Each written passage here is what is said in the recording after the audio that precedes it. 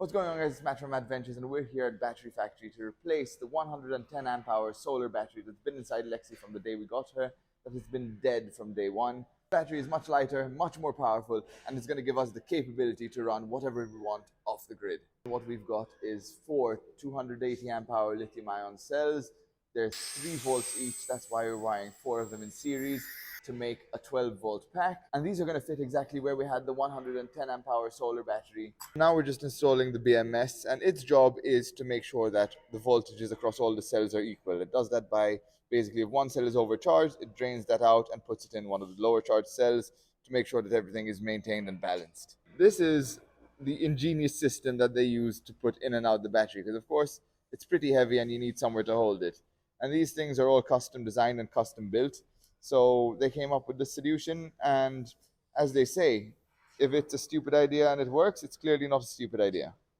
So the battery's in the box is assembled, and now it's almost time to put on the lid. Of course, we need to connect the positive and the negative terminals, and those are just going to be available on this side. We have handles as well for easy access, and that is pretty much the battery complete. The difference between this battery and the pre-made one is that there are features like, for example, cell compression. Usually when you buy another manufacturers, you won't find the compressed cells. And another feature is the BMS we use is an advanced BMS because it has active balancing. It uses one cell to charge another, basically, if they're not balanced. You have safety features like powder coated, so it's insulated in the inside. We use fiber insulation all around. We use fiber insulation between the cells. So now that the battery is fully assembled, I can show you a little bit of a side-by-side what they look like. As you can see, they're pretty similar in size. The new one is just a little bit higher. It's a bit bigger on all dimensions, but remember, this one over here is 110 amp hours, and that one is 280. So that is more than double the capacity in much less than double the size.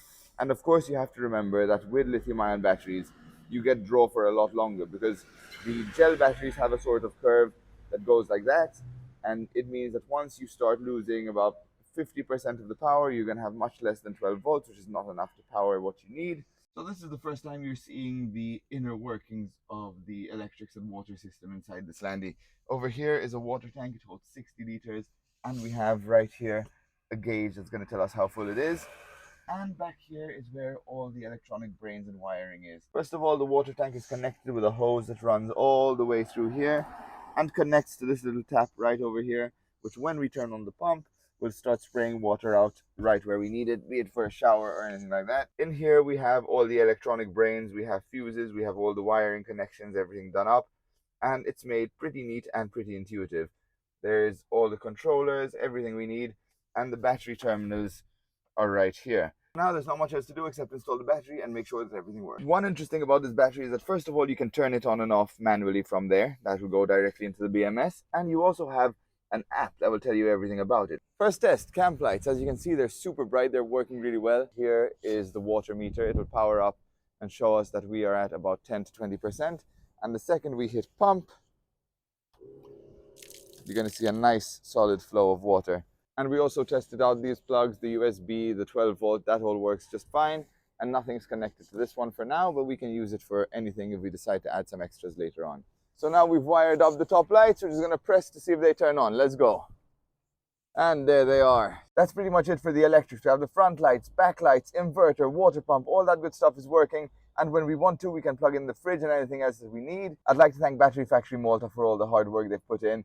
For the top quality lithium ion battery we have installed, that's going to give us a lot more usability and a lot more power than what we had before. If you guys are looking to get a new battery for your setup, I would highly recommend lithium ion, so come over here, check Battery Factory Malta out. They also have a product that converts normal bicycles to e-bikes, so if you're looking to get around on 2 wheels, then that's also a great option, especially here in Malta, where, as you know, traffic kind of sucks and you want to beat it by any means possible. Thanks again for watching, and I'll catch you in the next one, where we're going to be installing our rooftop tent and finishing up the sleeping area in the back. Peace.